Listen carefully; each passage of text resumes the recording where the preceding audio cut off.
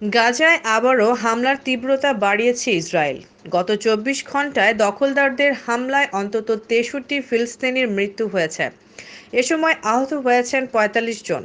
এ নিয়ে গাজায় গেল 6 মাসে ইসরায়েলি হামলায় হত্যার শিকার হয়েছে ৩৩,৫০০-এর বেশি ফিলিস্তিনি।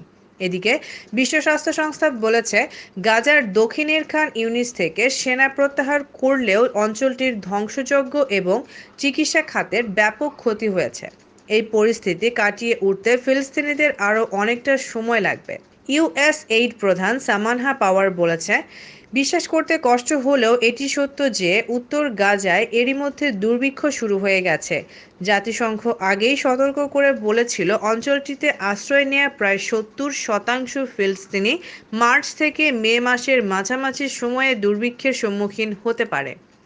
অন্যদিকে হামাসের হাতে বন্দী ইসরায়েলি জিম্মিদের মুক্তির জন্য তেল আবিবে বিক্ষোভ অব্যাহত রয়েছে। আন্দোলনকারীদের দাবি, জিম্মিদের মুক্তির পাশাপাশি নেতানিয়াহু সরকারকে ক্ষমতা ছাড়তে হবে।